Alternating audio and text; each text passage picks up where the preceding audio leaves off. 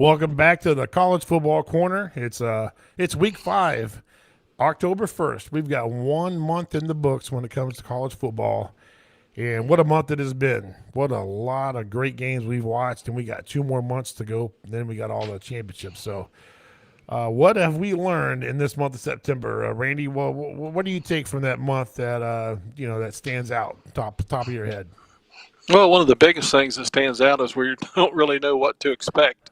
We've seen a lot of surprises. We've seen teams that we thought would be, at the top, and they're not. They're struggling for whatever reason. And we're seeing some teams that we didn't think would be there that are playing quite well.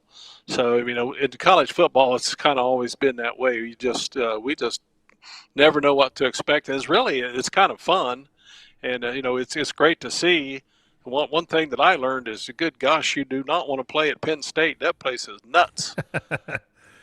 There are a few places that a lot of people wouldn't want to play, and I certainly agree that's one of them. I think LSU at night is usually a place you don't want to be for a number of reasons, let alone playing football. But yeah, there's some crazy venues that are I think Blacksburg used to be that way. Virginia Tech in their heyday.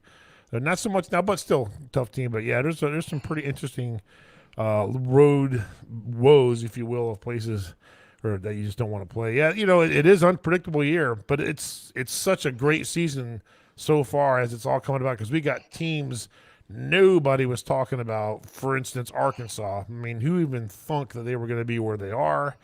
And talk about them in a good way. They're undefeated. They've knocked off a nice team at A&M, and they've got a gauntlet in front of them that if they can even win some of them, let alone all of them, people are really going to be talking about them. And a lot of people may not know their coach is a Kirby Smart protege, so he has a lot of respect. The Arkansas is going into Georgia, so that's going to be a nice-looking game. So we got plenty of stuff to talk about. We'll get into those. Other teams that people are talking about that weren't talking about, I should say. Another one is Michigan State, another undefeated team that a lot of people weren't really thinking was going to be much to think about this year. And then there's the teams that people somewhat were talking about, like Miami of Florida. I think that they took another loss last night to Virginia, and then teams like, who would have thought Clemson would be 2-2 after 4 weeks? I certainly didn't think that at all. So that was a interesting surprise.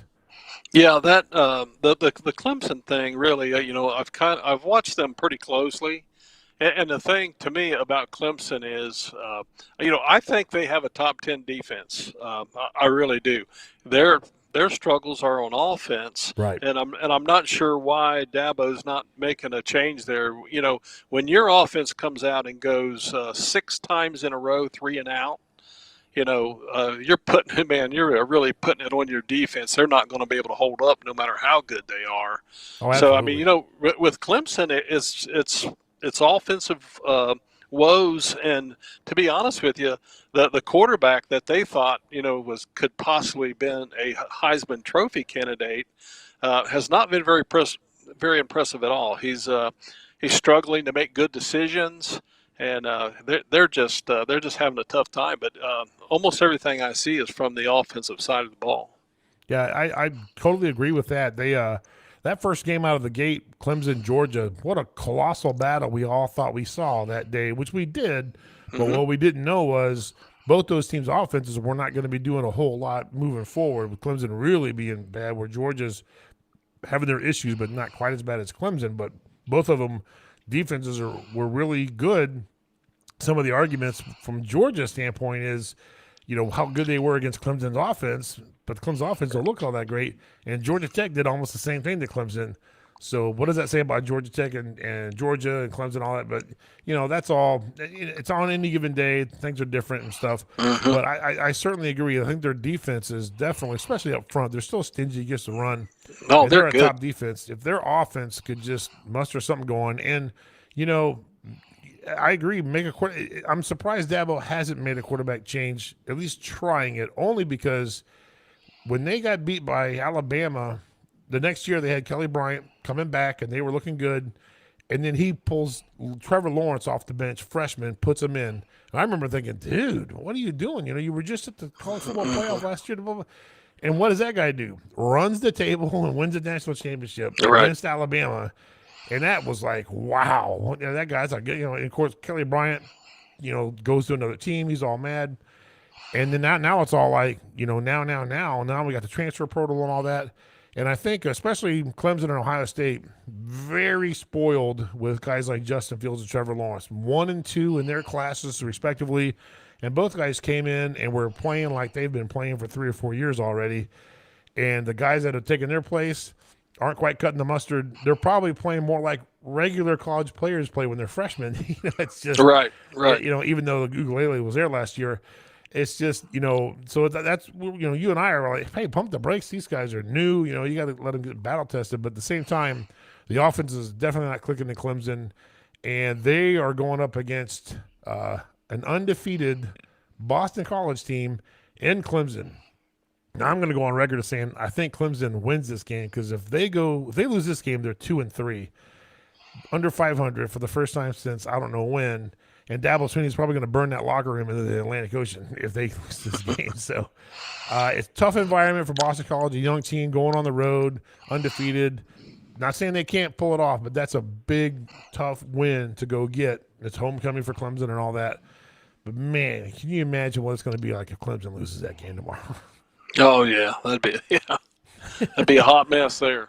Oh, you ain't lying, man. You ain't lying. So – I'm not going to pick it, but yeah, that's it's hard to see them losing that another game. But man, you just never know. Yeah, and you were talking about Arkansas a little bit. Texas A&M. I mean, they are so beat up on both sides of the ball. I mean, that game wasn't really surprising. Texas A&M. They kind of hung in there. What was it, like 20-10 or something like that? Yeah, it wasn't a boat race or anything, but there's no doubt about it. Yeah, it was. But I mean, Texas A&M, and this happened to Alabama a couple of years ago.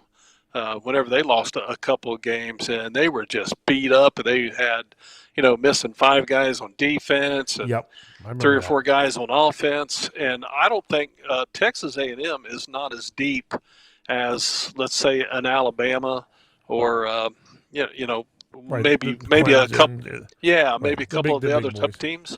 I think they're really good if they can keep their starters on the field, but I don't think they're deep enough to recover from that.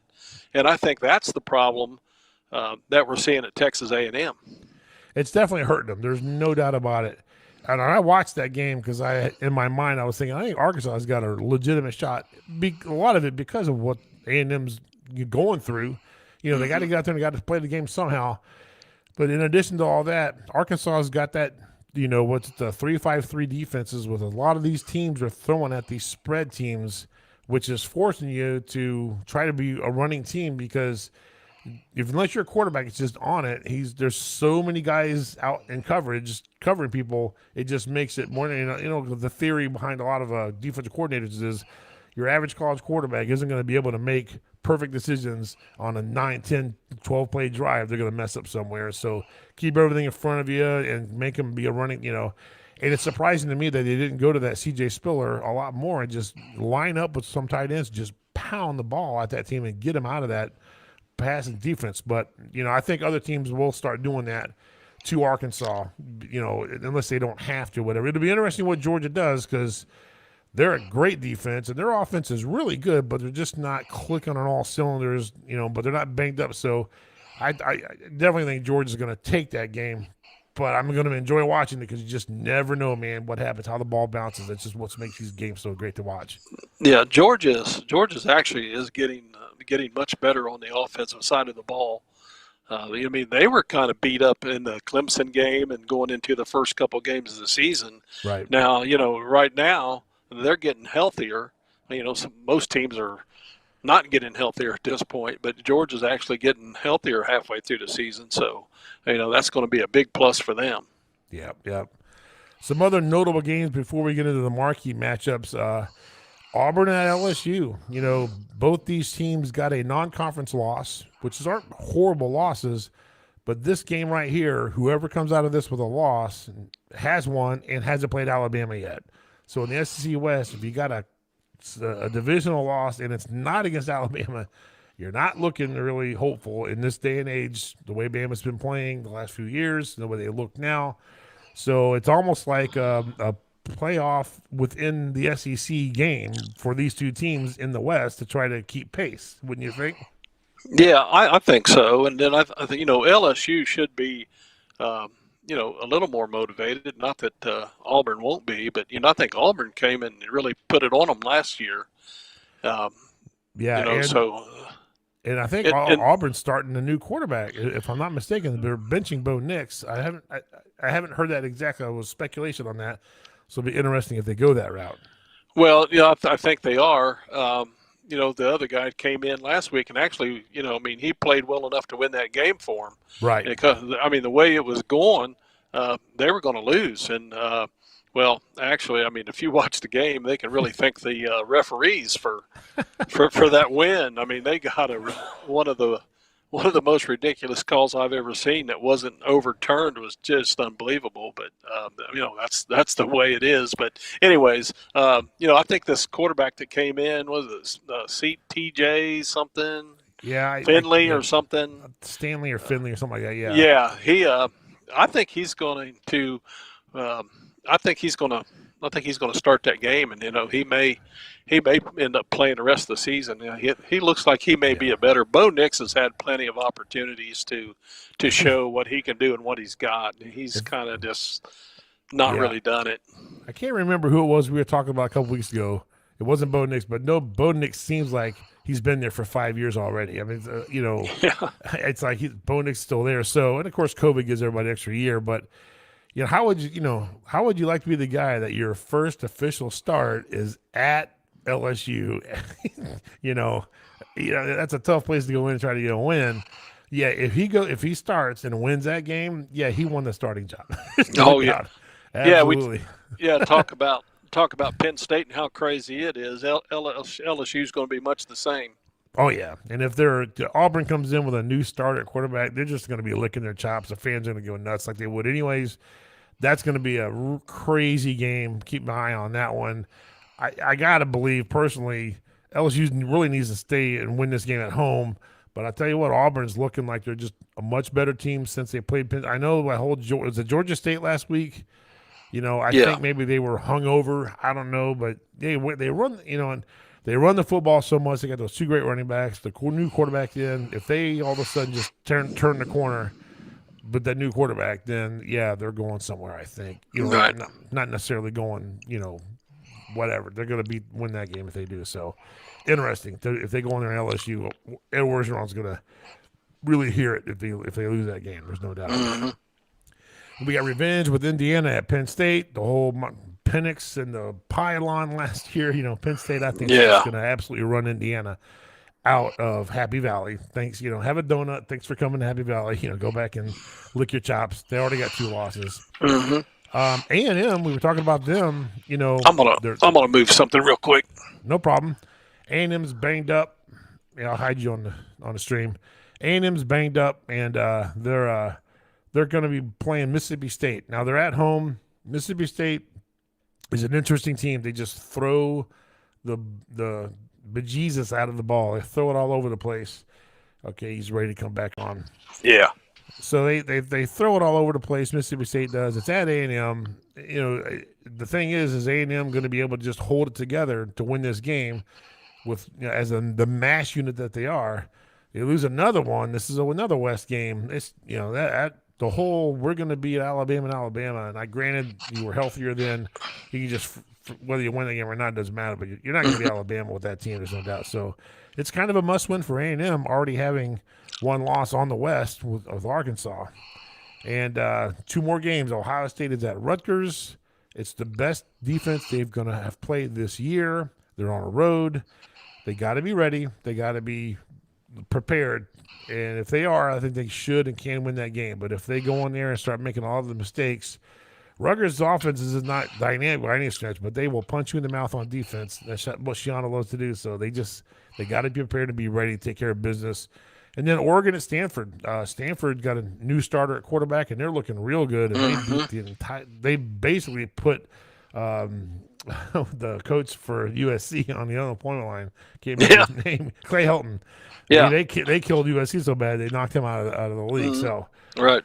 So now we're going to get to our marquee games. And first one, we've mentioned some of them a little bit, but and forget about number 5 and all that. We know these rankings are so warped, it doesn't matter. But we basically got 2 undefeated teams on opposite sides of the Big Ten, Iowa and Maryland. Iowa is favored, so to speak, because of who they played and all that. But Maryland has got a dynamic offense. Loxley's a Saban guy. Tua's brother. They got some weapons. A lot of people calling for the upset on this one, and everybody figures, like we've talked about, Iowa will get tripped up at some point. It's just what they do because they don't have a great offense. They have an incredible defense. They don't make mistakes. They don't shoot themselves for the most part. But I'm calling for Maryland on this one. Wow. Yeah, I don't know. I know that Maryland has, they do have some offense. Offense versus defense. I guess we'll see what happens there. Right, and maybe it's a little bit of their home. If it was at Iowa's Kinnick Stadium, I probably wouldn't pick Maryland at all because Iowa seems to be a different team in Iowa. And by the way, people that are with us right now, that game is tonight at 8:00. So you got a really nice Big Ten matchup on a Friday to warm you up for the games on Saturday. So yeah. Next one is Michigan undefeated, Wisconsin 2 losses. I mean, wow, who would have thought Wisconsin this early has got 2 losses, and Penn State, and I can't remember the other one, Notre Dame. So one is the other division in the Big Ten, the other one's a Notre Dame loss. So this is Michigan. This is a East team. So if Wisconsin loses this, they'll be 1-3, and they still haven't lost a game in the West. So they technically could still run the table and win the Big Ten West and go to the championship game.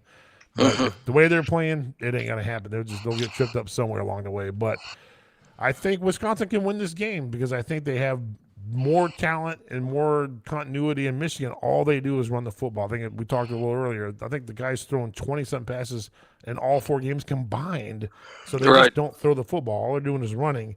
And that's what Wisconsin does, it stops the run and force you to try to pass. So that could work in their favor with Michigan and Wisconsin.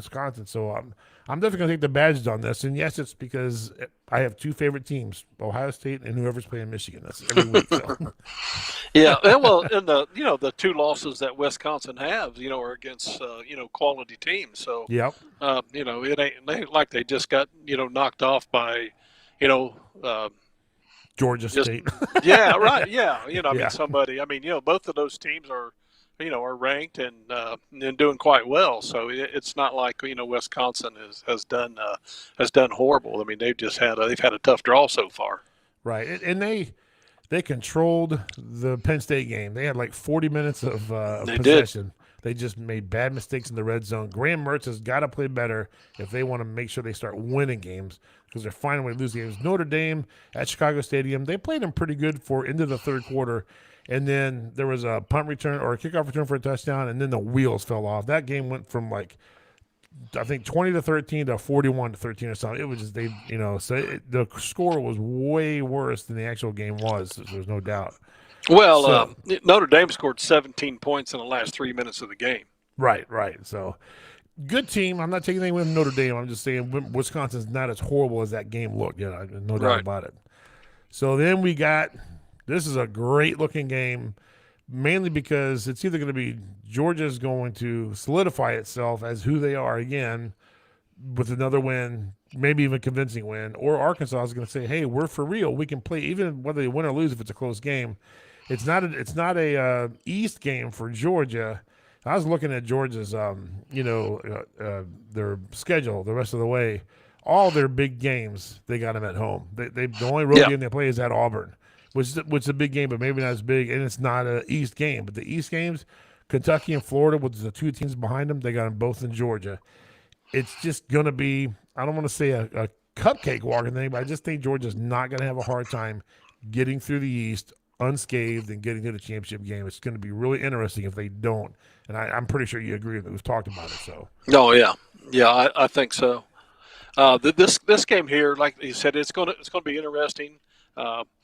I'm definitely going with Georgia in this game. Arkansas has done well so far, And they're another team, and we've already commented on this several times because we talked about all we've seen is offense the last couple of years. And and like you said, the defensive guys have come up with ways to settle that down a little bit with that. Right. Was it the 3-5 or something like that? And yeah, 3 linemen, 5 linebackers, and 3 DBs, or at 3 linemen, three.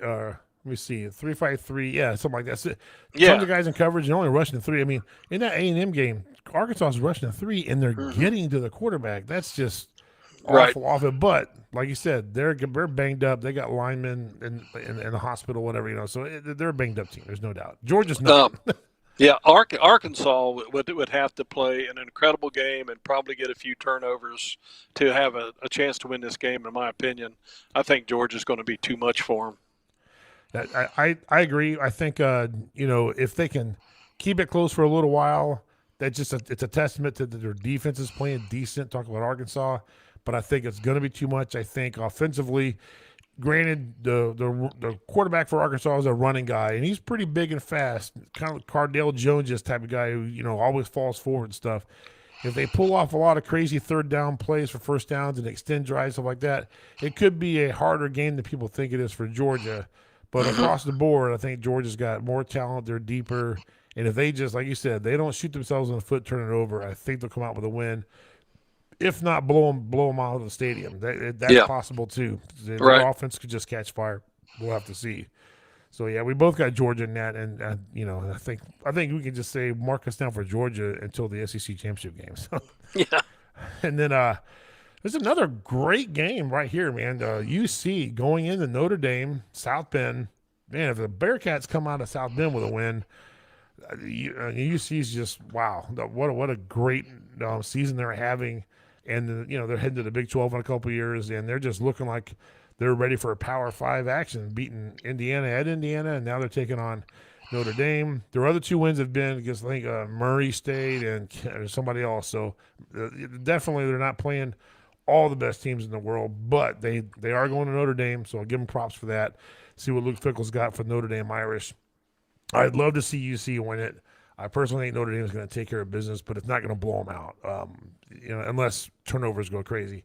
But I just think Notre Dame's a little bit better of a team than UC is. I think UC's got an advantage when it comes to they've had guys for a little bit longer. The quarterback's been there 3 or 4 years. Some of the other guys, so a lot of those younger teams, not so big teams, keep guys longer and stuff. So that might be an advantage. But at South Bend, I'm going to have to go with the Irish on that one. Yeah, I think at home, I'm going to go with the Irish also. Like I said, it would be real interesting to see how Cincinnati performs in this game because this is basically Cincinnati stepping up with the big boys. I mean, and a lot of people think that that they can handle that. So we're going to find out. And it's going to be tough to go into Notre Dame, even though Notre Dame's been catching a lot of crap, for lack of a better word, right. Because they're not winning by a whole bunch of points. But, to me, a win's a win. Go out and get it done and move on to the next week and improve on whatever you got to improve on. I think Notre Dame's going to be okay here. I agree. When it comes to football, and we probably agree on this, the best way to play the game is to control the ball and eat the clock and give your defense a rest. You're scoring in 2 minutes or less every time you get the ball. That means your defense just living on the field, and that is going to make for a tired defense, and the other team's going to score. And you got these 40 to 45 Big 12 from the 90s games, and there's something to be said about being able to control the clock, eat the clock, keep their offense off the field. You win by 10, so what? Hey, like I said, if that's a national championship game, it's still a trophy. It doesn't matter what the score is. So, right. And good coaches and good teams control the ball, eat the clock, and dominate the game, and don't give the other team chances. So yeah, there's nothing wrong with playing it like that. There's no doubt. Then we got another incredibly great looking game on paper. A lot of people just got this marked down for a while. This is the game that a lot of people are hanging their hat on. Okay, Alabama's finally going to go down. This is where they're going to lose and get tripped up. It's at Alabama for one. I know Lane Kiffin last year, heard the stories about he told Saban, I took notes and I wrote down the 6 or 7 plays you hated the most, and I ran every one of them against you last year, and he still lost the game. I haven't watched Ole Miss yet, so I know they're talking about Corral is now the front runner for the Heisman with guys like Spencer Rattler not playing that good. I don't know what kind of defense they got in Ole Miss. If the scorers tell you anything when they play the good teams, it doesn't look like they got a great defense. So, me personally, I'm going to take Alabama in this because I just don't. Saban, I don't think has even lost to one of his understudies when they leave and go somewhere else, if I'm not mistaken. So I just think he keeps that one rolling. Yeah, I think the thing about this game, and we kind of talked about it a little bit last week or the week before, whenever they played Florida. And eventually somebody's going to get them. Lane Kiffin, a great offensive mind in college football. And last year we seen the big shootout. I really don't think that we're going to see a big shootout like we did last year. No, I could be wrong. It could be be that very well. But I know Ole Miss's defense is a little better. Alabama's defense is a little better. And like I said, we've kind of seen changing of the guard so far in a lot of these games where we just seen, an offense just come up and just light it up, and nobody can really keep up with them. So, the defensive guys have closed that gap some. So I think it's going to be a little bit closer. The big thing to me is how long can Ole Miss hang around? If they can hang around late in the game, then they most certainly have a chance to win this thing. So that'll be what's interesting to see, and to see how good their quarterback plays against Alabama. That'll be another thing. Last year it was just I remember watching this game, and it was one of the most craziest things I ever heard. The whole fourth quarter, it was, I don't know how many points were scored in that fourth quarter, but it was like touchdown, touchdown, touchdown, touchdown. I mean, the one team would get the ball and run 3 plays, it'd be a touchdown. The other team would get it and run 3 or 4 plays, touchdown. So, I don't think we're going to see that, but this is, it'll definitely be an interesting game, and it's going to be, it's going to tell us a lot about one team or the other. It's going to tell a little more about them. So, it'll be interesting. Yeah, the whole Alabama kind of morphing the last few years from a power running team to a more the spread out finesse, fast, hit you quick strike offense. And that did fantastic for them. It did great for LSU the year before. And now this year it seems like it's either a combination of the defenses are starting to figure things out and get defenses that are slowing people down. Some of those great studs that ran those offenses are in the NFL now, and the understudies aren't quite doing it the way others were. Both these teams have the ability to hit you quick and fast. There's no doubt. So it could come down to who's going to dominate the line of scrimmage, especially on defense, and give the quarterback no time to throw and nobody to throw to, and don't stand and is going to stand back there all day. And then with Corral, I think he's somewhat of a runner, and I think so is Bryce Young. So it's just the intangibles. Who can make plays with their feet, who can control the defense. If anybody tries to establish the run and does so and starts eating clock, then that changes the whole dynamic of the game. And I think Alabama's got better running backs than Ole Miss does when it comes to running the football. Catching's different. So it's really going to be interesting, the chess match. The Lane Kiffin and Sarkisian guys, they get their offenses out there and they make you cover what they're doing instead of you lining up saying, you got to, line up, because if you don't bring guys in, I'm going to kill your quarterback, So it's going to be really interesting to see who's doing what the game plans are, and how they're going to line up and watch that game. And, offensive minds galore. It's going to be pretty interesting. There's no doubt. Yeah, Ole Miss quarterbacks, he is more of a runner. And, I told you this last week or week before whenever we were talking about it. I think that Bryce Young has had opportunities to pick up first downs or big yardage and everything, but he really hasn't run the ball that much as much as I thought he was, because he was billed as a a dual threat guy, and I thought, well, man, he's going to take off. He's going to be gone. But we really haven't seen that. But Yep. Alabama fans can't complain because he's been pretty daggone accurate, other than the Ohio State guy dropping the passes. I caught some crap about that on that one site, and I'm like, go back and watch the game. That guy's fast as heck, man, but he does need to work on catching the football. Oh yeah, they're the guys on that thing are like, boy, Ohio State's missing that guy. But I'm like, you know what? I hated to see the guy go, but it is what it is. And Ohio State's wide receiver room is located. Most people may not realize that Marvin Harrison Jr. is still on the bench as a freshman, and he's a top prospect. Right. They got 3 guys out there to light it up. Jameson Williams couldn't crack the lineup. I'm not saying he's bad or anything, but he did have the drops at times. And he's still got a couple. Hopefully, he clears it up. I don't want to see the guy do bad. And I'm sure he's fast. Doesn't. Oh, he's a demon on the wheels. There's no doubt. He just run a couple of kickoffs back, Yeah, I mean, you don't let the fastest guy go on your team unless you just, not great. He transfer portaled out, but he was the fastest guy last year on the entire team for Ohio State. He couldn't crack the lineup to start. And that's just a testament to how many wide receivers they got in that team. That's all it is. It has nothing to do with how good or bad or anything. When you got guys are going to catch it, you're going to start those guys. And, Wilson and Olave and Smith and Jigba, they're all very fast guys, very capable when they catch. So, yeah, I just laugh at those. Most of the time, those guys just literally, I can tell who the Alabama fans are just by what their comments are. I just go and look at him. Yep, he's a Bama fan because of what he says, Oh, you can tell. You can tell all of them. Oh, yeah, it's not all Alabama fans does this. It's just based on what they say. Okay, this guy's a Tiger fan, or this guy, and what they say. And it really irks me. I think you saw this I posted on there where they're just calling other teams trash and garbage, And when they say things like, oh, they got a horrible, they don't play anybody.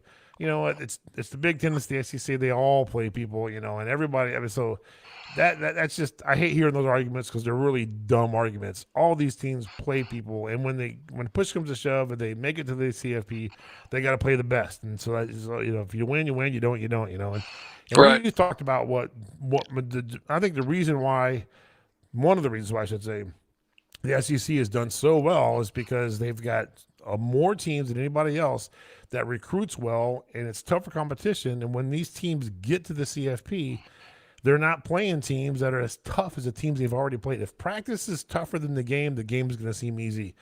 SEC games are tougher than a lot of the teams they're playing in the CFP, so therefore the games aren't as hard. But if somebody had a thing about quarterbacks, I started going through my head, Marcus Mariota, where is he at? He's hurt. I was just running through my, some of the best quarterbacks in the NFL. I'm not talking about new or 1 or 2 year guys because they're still, finding who they are. None of those guys won championships. Peyton Manning didn't win any championships in college. Right. Of course, Tom Brady barely started in college. So. Yeah. That really, it's just such a ridiculous argument. Typical Ohio State Buckeye quarterback in the NFL doing what they normally do, lose. It's like they all lose, and when they first get in there, because it's real simple. You have 2 examples of guys, and Tom Brady is certainly be one of them. The other one's Joe Montana, and that is I don't even think it's an arguable thing to say that those are the 2 best quarterbacks, of all time. And, neither one of them started all 4 years whenever they were in college. Yeah. Dan Marino was one of the greatest quarterbacks, just in general, not necessarily a championship quarterback. He went to 1 Super Bowl. Right. I don't remember Pitt hoisting any championships, when he was there. John Elway didn't host any trophies at Stanford, so it's just a lame argument, and it's just usually somebody who just doesn't know what they're talking about. But that's what that tell you, that college football frenzy Facebook page is full of that. It's comical most of the time. Right. It absolutely is.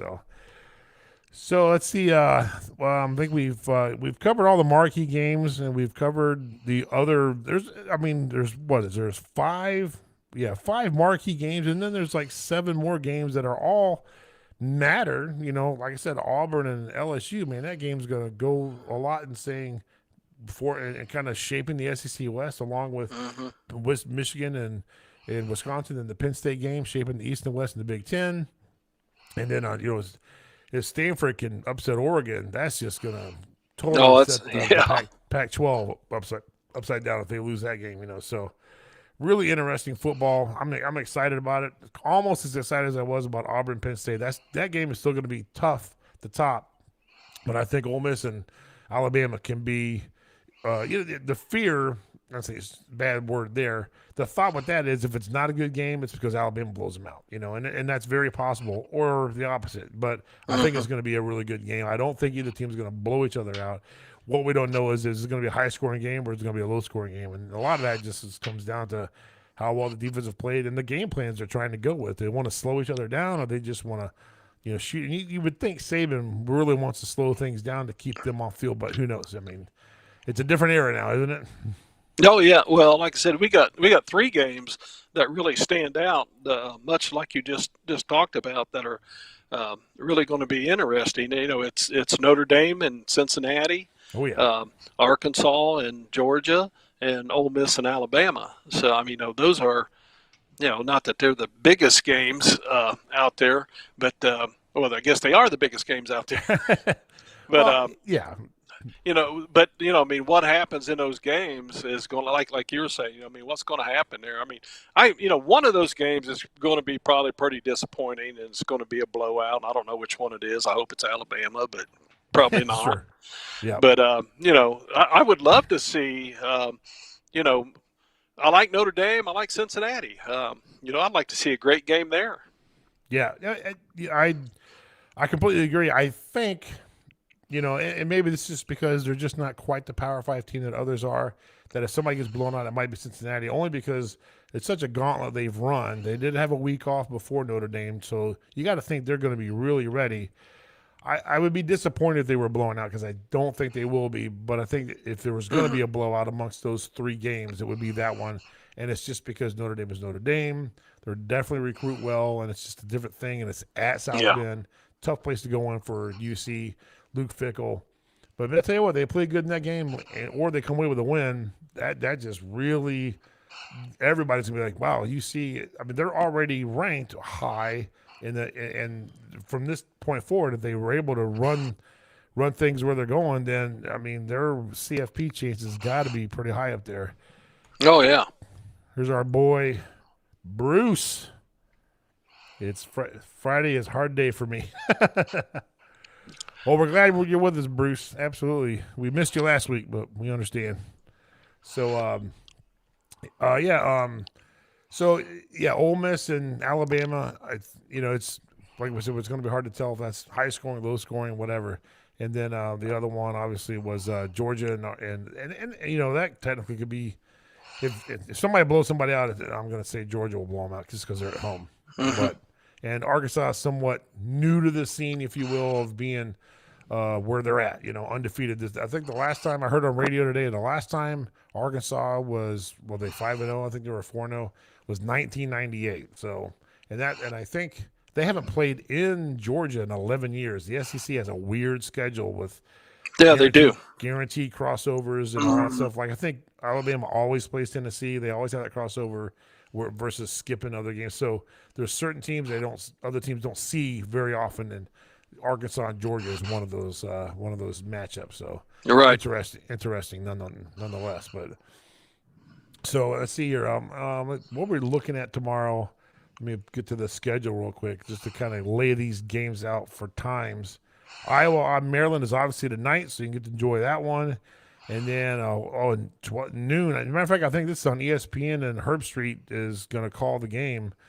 Kind of odd for calling a game at noon. So Georgia and Arkansas is going to start us all off at noon. So, what a great game kicking off at noon, and then 3:30 Alabama and Ole Miss. I mean, take a quick bathroom break on that one, and then on another channel is Stanford and Oregon. That's an early game for them. And I think it's interesting. The night game, one of them is Clemson. That's a 7:30 on the ACC network. Michigan State's at night, and the Penn State Indiana game's at night. I think they were thinking Indiana might be a lot better than that one. So I don't really see any mark. Q1. When's Notre Dame playing? It's probably 3:30 if I had to guess. Yeah, 2:30 is Notre Dame. So everything's going to be wrapped up before the evening, and just none of the big games, some of the other games will be on, so you'll be able to rest up. So I unfortunately shouldn't say it like that, but my oldest is turning 12 tomorrow, so we had already said we're going to go to the movies and stuff. So I will miss some of this stuff live, or unless I can say I got to go to the bathroom and watch it on my phone, but I won't do that. So Yeah, yeah. okay. I like to reach out to Bruce a little bit. It's been a tough week for everybody. At the Fairborn schools, we lost a principal that had been there for years and years, and I know he was a good friend of Bruce's, and then Oh, okay. a guy that we coached baseball with. He'd been around a baseball game for years and years.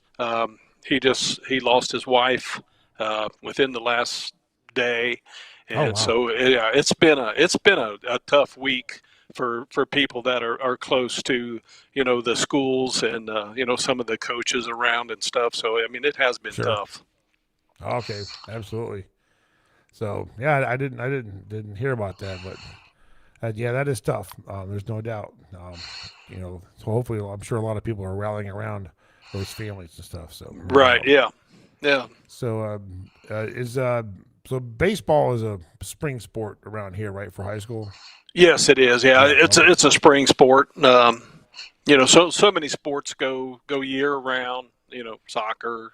That's one of them, and basketball has been that way. And baseball is now starting up in the fall leagues and all that kind of stuff. So we've seen that a lot where. They want people to lock into one sport or something, which I don't really agree with that. I say, heck, man, let these kids play as many sports as they can, enjoy it, and figure out which one that they really love. Right. Right. Yeah, I agree. Yeah, I think I've heard on the radio that like college baseball is in the fall right now, and I thought that was kind of an usually they were in the spring, so I don't know what's going on with that. If they're trying to make up for a lost season for COVID or something. Mm-hmm. So interesting there, but so yeah, and people that don't know, are you still involved with Carroll baseball? This was I resigned this year. Well, Oh, retired, okay. I guess. I guess you could say. I spent 6 years at Fairborn, and in '05 I left Fairborn and been at Carroll till 2020. So um, yeah, it's been a great run, a great group of coaches. The guy I coached with at Carroll been there 27 years. Mike Sheets, he finally retired and stepped down this year. So big change for them, but a great guy to coach with. Of course, me and Bruce coached together back in our Fairborn days, and I have been blessed to coach baseball with some great guys. So are you pretty much retired for good, or what do you think? Yeah, got these Unless the grand Reds call, boys. right? Yeah, yeah. Well, they might. Um, I thought it would be the Cubs the way things were going this year, but anyways, the boys are starting to play t-ball and little league and all that kind of stuff. So I'm definitely done with high school sports now. So, and I said I was done altogether, but the first thing that happened this year was, hey, coach ain't going to be here tomorrow. Think you can take the team? Oh yeah, sure, I can do it. Uh, going back to the little ones. So yeah, Right, right. just plan on enjoying those little guys and having a good time.